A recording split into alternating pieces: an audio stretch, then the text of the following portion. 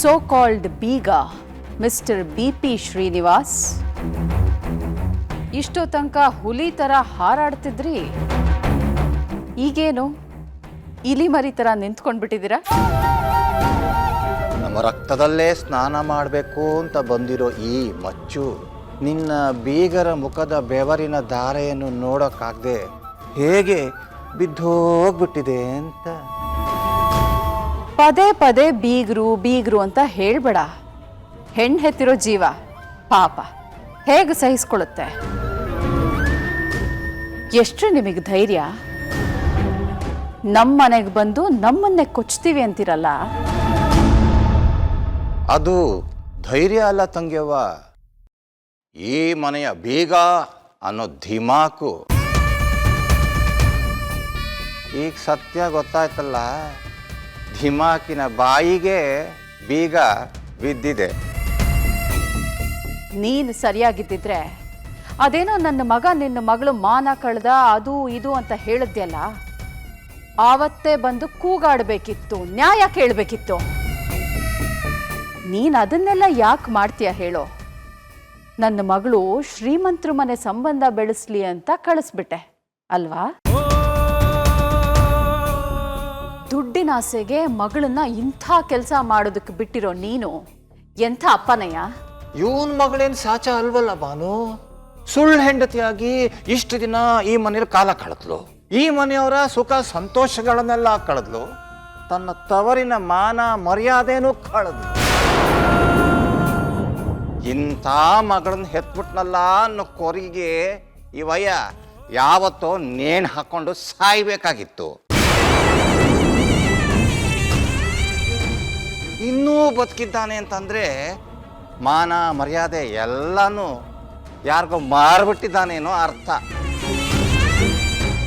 ಅವಳು ಮಾಡಿದ್ದು ಮೋಸಕ್ಕೆ ಅವಳ ಹೆಣನ ನಿನ್ನ ಮನೆಗೆ ಪಾರ್ಸಲ್ ಮಾಡಿ ಕಳಿಸ್ಬೇಕಿತ್ತು. ಆದ್ರೆ ಪ್ರಾಣ ಭಿಕ್ಷೆ ಕೊಟ್ಟು ಅವಳನ್ನ ಕತ್ ಹಿಡಿದು ಆಚೆ ತಳ್ಳಿದ್ದೀನಿ ಅಷ್ಟೇ. ಅದು ನಿನ್ನ ಪುಣ್ಯ. ಇನ್ನು ಏನಯ್ಯ ಮುಖ ನೋಡ್ತಾ ನಿಂತಿದ್ಯಾ? ಮಿನಿಸ್ಟರ್ ಮನೆಗೆ ಮಚ್ಚಿಡ್ಕೊಂಡು ಬಂದಿದ್ದ ಅಂತ ನಾವು ಪೊಲೀಸ್ ಕಂಪ್ಲೇಂಟ್ ಕೊಟ್ಟೆ ನಿನ್ನನ್ನ ಇಲ್ಲಿಂದ ತೊಲಗಿಸ್ಬೇಕಾ? ಪಾಪ ಅಣ್ಣ, ಈಗಲೇ ಅರ್ಗಿಸ್ಕೊಳ್ಳೋದಕ್ಕೂ ಆಗದೆ ಇರೋಷ್ಟು ಉಡುಗೊರೆ ಕೊಟ್ಟಿದ್ದೀವಿ. ಇನ್ನು ಮಾವಂದಿರನ್ನ ಕರೆಸ್ಬಿಟ್ರೆ ಹೆಣ್ಣು ಹೆತ್ತ ಜೀವ ತಡ್ಕೊಳುತ್ತಾ? ಇನ್ನೊಂದು ಸಲ ನೀನಾಗ್ಲಿ ನಿನ್ನ ಮಗಳಾಗ್ಲಿ ನನ್ನ ಮನೆ ಕಡೆ ನನ್ನ ಮಗನ ಕಡೆ ತಿರುಗಿ ನೋಡಿದ್ರೋ ನಿಮಗಳ ಪ್ರಾಣ ಯಾಕಾದ್ರೂ ಇದೆಯೋ ಅಂತ ಅನ್ನಿಸ್ಬೇಕು. ಹಾಗೆ ಮಾಡ್ಬಿಡ್ತೀನಿ.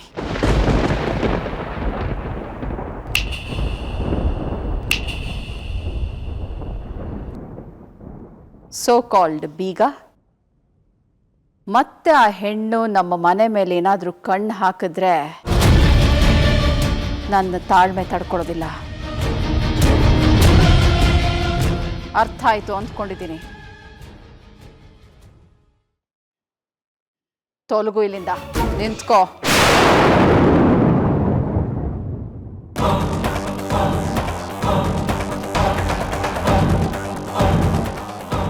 ಏನು ದಿಮಾಕಲ್ಲಿ ತಲೆ ಎತ್ಕೊಂಡು ಹೋಗ್ತಾ ಇದೆಯಾ? ತಲೆ ತಗ್ಗಿಸ್ಕೊಂಡು ಹೋಗು. ಏಯ್ ನಿಂತ್ಕೊಳ. ಮಿನಿಸ್ಟ್ರ್ ಮನೆಯೊಳಗೆ ನುಗ್ಗಿ ಬಾಯಿಗೆ ಬಂದಂಗೆ ಮಾತಾಡಿದ ತಪ್ಪಿಗೆ ಕ್ಷಮೆ ಯಾರು ಕೇಳ್ತಾರೆ? ನಿಮ್ಮ ಅಪ್ಪ ಕೇಳ್ತಾನ? ನನ್ನನ್ನು ಕ್ಷಮಿಸಿ ಮೇಡಮ್.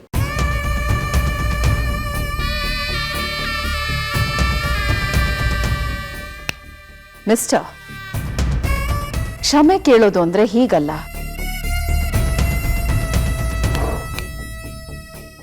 ಮಂಡಿಯೂರು ಕೇಳಯ್ಯ ಕ್ಷಮೆನಾ?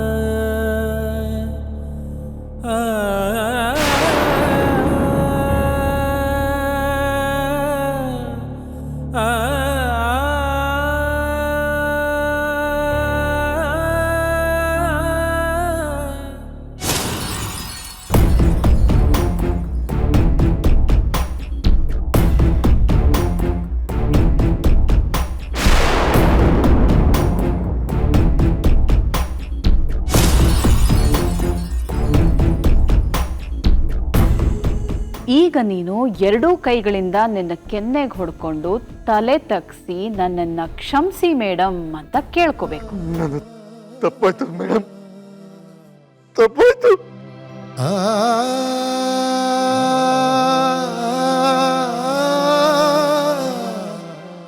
ಇನ್ಮೇಲೆ ನನ್ನ ನೆರಳು ಕೂಡ ನಿಮ್ಮ ಮನೆ ಕಡೆ ಸುಳಿಯಲ್ಲ.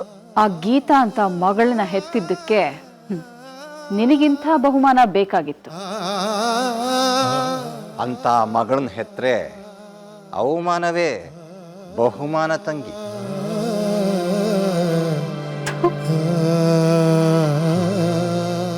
ನಿಂದು ಒಂದು ಜನ್ಮಾನ. ನಾಲಾಯಕಪ್ಪನ್ಗೆ ನಾಚಿಕೆಟ್ಟ ಮಗಳು.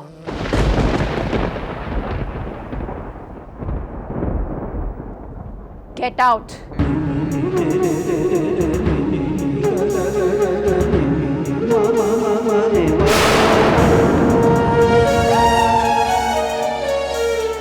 ಇನ್ನೇನು ಕೂತಿದ್ಯಾ? ಹೇಳ.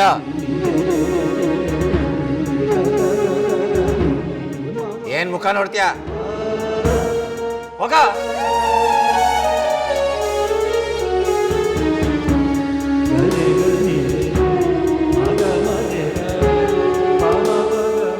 ಅಂಬಿಕಾ, ಆ ಕ್ರಿಮಿ ನಿಂತಿದ್ದ ಜಾಗನ ಗಂಜಲ ಹಾಕಿ ತೊಳೆದು ಶುದ್ಧ ಮಾಡು.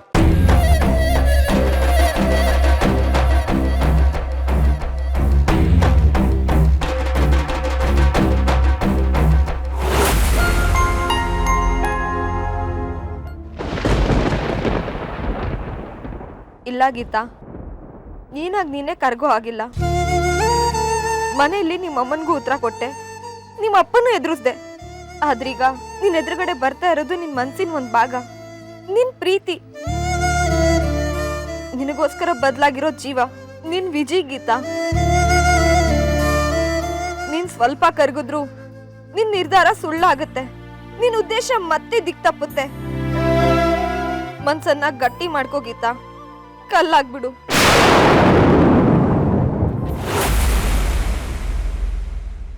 Hi Geeta. Hi, good morning.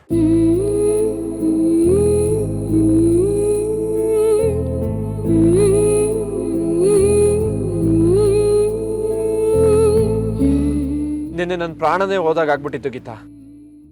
ಮತ್ತೆ ಎಲ್ಲಿ ಮೊದ್ಲಿನಾಗ ಆಗಲ್ಲೇನೋ ಅಂತ ಎದುರ್ಬಿಟ್ಟಿದ್ದೆ. ಸದ್ಯ ನನ್ನ ಮೇಲೆ ಬಂದ ಕಾರಣವಿಲ್ಲದ ಕೋಪಕ್ಕರ್ಗೆ ಎಲ್ಲ ಕ್ಲಿಯರ್ ಆಯ್ತಲ್ಲ. ಎಲ್ಲ ಕ್ಲಿಯರ್ ಆಗಿರೋದಕ್ಕೆ ಅಲ್ವಾ ನಾನು ಕಾಲೇಜಿಗೆ ಬಂದಿದ್ದು. ಮಳೆನ ಹೊತ್ತು ತಿರ್ಗಾಡೋ ಮೋಡ ಎಲ್ಲಾದ್ರೂ ಒಂದ್ ಕಡೆ ಮಳೆನ ಸುರಿಸಿ ಹಗುರವಾಗ್ಲೇಬೇಕಲ್ವಾ. ಮಳೆ ಭೂಮಿಗೆ ಹೋಗ್ಬೇಕು, ಮೋಡ ಆಕಾಶದಲ್ಲಿ ಹಾಯಾಗಿರ್ಬೇಕು. ಅದೇ ಅಲ್ವಾ ನಿಯಮ. ಹಾಗಾದ್ರೆ ಇವತ್ತು ನನ್ನ ಖುಷಿ ಮಳೆ ನನ್ನ ಜೊತೆ ನಮ್ಮ ಮನೆಗೆ ಬರುತ್ತಲ್ವಾ? ಕಾಲೇಜ್ ಮುಗಿಸಿ ಇಬ್ರು ಮನೆಗೆ ಹೋಗ್ತೀವಲ್ವಾ ಗೀತಾ? 100% ಹೋಗ್ತೀವಿ. ನೀನು ನಿಮ್ಮನೆಗೆ, ನಾನು ನಮ್ಮನೆಗೆ. ಪ್ಲೀಸ್ ಗೀತಾ, ಮತ್ತೆ ನನ್ನನ್ನು ಕಂಗಾಲಾಗಿ ಮಾಡಬೇಡ. ನೀನು ಅಷ್ಟೇ, ಮತ್ತೆ ನನಗೆ ದುಂಬಲ್ ಬೀಳ್ಬೇಡ. ಗೀತಾ, ಗೀತಾ ನಿಂತ್ಕೋ. ಏಯ್ ಪ್ಲೀಸ್ ಕಣ್ರೋ, ಇಲ್ಲೇ ಇರ್ರಿ. ನಿಮ್ಮ ಮುಂದೆ ಮಾತಾಡಕ್ ಮುಜುಗರ ಅನ್ಸುತ್ತೆ. ಗೀತಾ, ಒಂದ್ ನಿಮಿಷ ಗೀತಾ. ಗೀತಾ, ಗೀತಾ ಅರ್ಥ ಮಾಡ್ಕೋ. ನಾವು ಗಂಡ ಹೆಂಡತಿ ಬೇರೆ ಬೇರೆ ಮನೇಲಿ ಇರೋದು ಯಾವ ನ್ಯಾಯ ಹೇಳು? ನ್ಯಾಯಕ್ಕೋಸ್ಕರ ಗಂಡ ಹೆಂಡತಿಯಾಗಿ ನಟಿಸಿದ್ವಿ ಅನ್ನೋದನ್ನ ಮರ್ತೋಗಿದ್ಯಾ ವಿಜಿ? ಆ ನಾಟಕನೇ ಅಲ್ವಾ ನಿನ್ ಬದ್ಲಾಗೋಕೆ ದಾರಿ ಮಾಡ್ಕೊಟ್ಟಿದ್ದು? ಆ ದಾರಿನೇ ಅಲ್ವಾ ನನ್ನ ಪ್ರೀತಿಲಿ ಬೀಳ್ಸಿದ್ದು? ಬಿದ್ದಿರ್ಬೇಡ, ಎದ್ದು ಮುಂದಕ್ಕೆ ಹೋಗು ಅಂತ ಹೇಳ್ತಿದ್ದೀನಲ್ವಾ? ನಾನು ಹಿಂದು ಮುಂದು ಎಲ್ಲ ನೀನೇ ಗೀತಾ. ಜಗಳ ಮುದ್ದಾಯ್ತು, ಪ್ರೀತಿ ಮುದ್ದಾಯ್ತು, ನಾವಿಬ್ರು ಕಾದಾಡಿ ಮಾಡ್ಕೊಂಡಿದ್ ಗಾಯ ಹೂವು ಆಯ್ತು. ಇಬ್ರು ಸೇರಿ ಏನೇನೋ ಕನ್ಸು ಕಟ್ಟಿದ್ವಿ. ಆ ಕನ್ಸು ನನ್ಸಾಗೋ ಹೊತ್ತಿಗೆ ಅದನ್ನ ಒದ್ದೋಗ್ತಿದ್ಯಲ್ಲ ಗೀತಾ. ಹೋಗ್ಲೇಬೇಕು, ಯಾಕಂದ್ರೆ ನಮ್ಮಿಬ್ರು ದಾರಿ ಬೇರೆ ಬೇರೆ. ನಾನು ನನ್ನ ದಾರಿಲಿ ಹೊರಟಾಗಿದೆ, ಹಿಂದೆ ಬರಕ್ಕಾಗಲ್ಲ. ನಿನ್ ಮುಂದಿನ ಬದುಕಿಗೆ ಶುಭವಾಗ್ಲಿ ವಿಜಿ. ತಪ್ಪು ಮಾಡ್ತಿದ್ಯಾ ಗೀತಾ. ಕಟ್ಕೊಂಡ್ ಗಂಡನ್ನ ಬಿಟ್ಟೋಗ್ತೀನಿ ಅನ್ನೋದು ಸರಿಯಲ್ಲ ಗೀತಾ.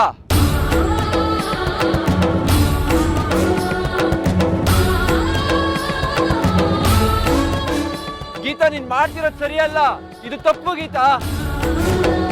ಗೀತಾ ನಿಂತ್ಕೋ.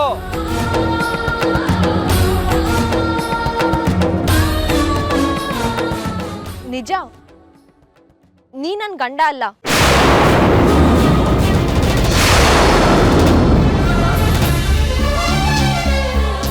ಯಾಕಂದ್ರೆ ನೀ ನನಗ್ ತಾಳಿನೇ ಕಟ್ಟಿಲ್ಲ. ಮದ್ವೆನೇ ನ್ಯಾಯವಾಗಿಲ್ಲ ಅಂದ್ಮೇಲೆ ಬಿಟ್ಟು ಹೋಗೋದ್ರಲ್ಲಿ ಅನ್ಯಾಯನೇ ಇಲ್ಲ. ಕುಡಿಯೋಕೆಲ್ಲ ತಗೊಂತೀರಾ? ಸುಶೀಲ,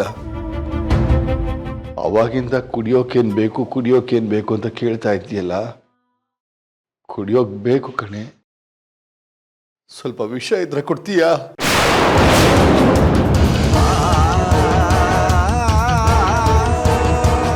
ಕುಡ್ದು ನೆಮ್ಮದಿಯಾಗಿ ಸತ್ತು ಹೋಗ್ತೀನಿ.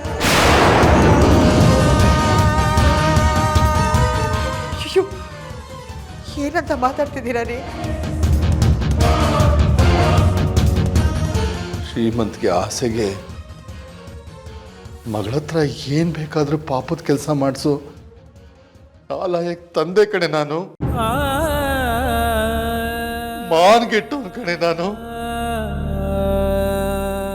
ಚೆನ್ನಾಗಿ ಬದುಕಬೇಕು ಅನ್ನೋ ಕಡೆನೆ ನಯಾ ಪೈಸೆ ಮಾನ ಮರ್ಯಾದೆ ಉಳಿದು ಹೋದ್ಮೇಲೆ ಯಾಕೆ ಬದುಕಿರ್ಬೇಕು ಸುಶೀಲ?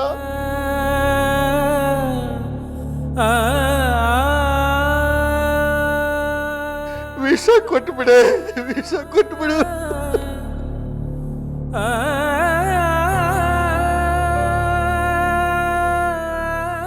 ಹಾಗೆಲ್ಲ ಮಾತಾಡ್ಬೇಡ್ರಿ. ಅಲ್ಲೇನ್ ನಡೀತು ಅಂತ ಹೇಳ್ರಿ.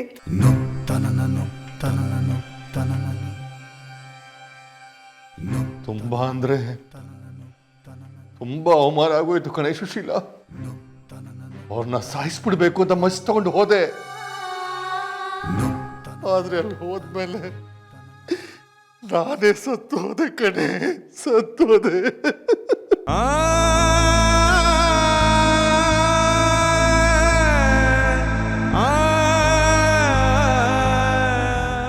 ಸೊಸೆನಾ? ಯಾರು? ನನ್ನ ಮಗ ವಿಜಿಗೆ ಮದುವೆ ಆಗಿಲ್ಲ. ನಾನೇ ನನ್ ಕೊರಳಿಗೆ ತಾಳಿ ಕಟ್ಕೊಂಡು ಅವ್ರ ಮನೆಗೆ ಹೋದ್ನಪ್ಪ. ದುಡ್ಡಿನ ಆಸೆಗೆ ಮಗಳನ್ನ ಇಂಥ ಕೆಲಸ ಮಾಡೋದಕ್ಕೆ ಬಿಡೋ ನೀನು ಎಂಥ ಅಪ್ಪನಯ್ಯ. ಈಗ ನೀನು ಎರಡೂ ಕೈಗಳಿಂದ ನಿನ್ನ ಕೆನ್ನೆಗೆ ಹೊಡ್ಕೊಂಡು ತಲೆ ತಗ್ಸಿ ನನ್ನನ್ನ ಕ್ಷಮಿಸಿ ಮೇಡಮ್ ಅಂತ ಕೇಳ್ಕೋಬೇಕು.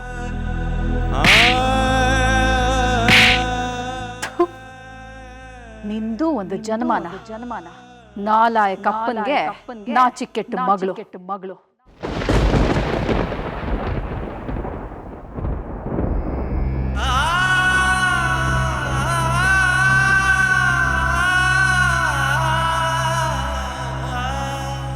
ಏನ್ರಿ ಇದು? ನಮ್ ಗೀತ್ ಹಾಗೆ ಅಳಿಯಂದ್ರು ತಾಳಿ ಕಟ್ಟಿಲ್ವಾ? ಹಾಗಾದ್ರೆ ಇದು ಮದುವೆನೇ ಅಲ್ವಾ?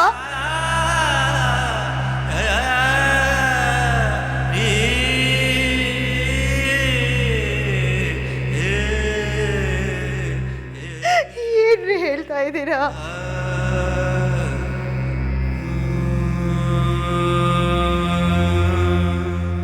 ಇದಕ್ಕೆಲ್ಲ ಉತ್ತರ ಕೊಡಬೇಕಾಗಿರೋದು ಅವಳು ಕಣೆ, ನಿನ್ನ ಮಗಳು ಗೀತಾ.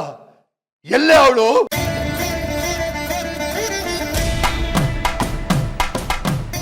ಕಾಲೇಜ್ಗೆ ಹೋಗಿದ್ದಾಳೆ. ನಮ್ಮ ಹೊಟ್ಟೆಗೆ ಬೆಂಕಿ ಹಾಕಿ ಅವಳು ತಣ್ಣಗಿರ್ಬೇಕು ಅಂತ ಕಾಲೇಜ್ಗೆ ಹೋಗಿದ್ದಾಳೇನೆ. ಬರ್ಲಿ ಅವಳು, ಹುಟ್ಲಿಲ್ಲ ಅನ್ಸ್ಬಿಡ್ತೀನಿ ಅವಳನ್ನ. ನೋಡು.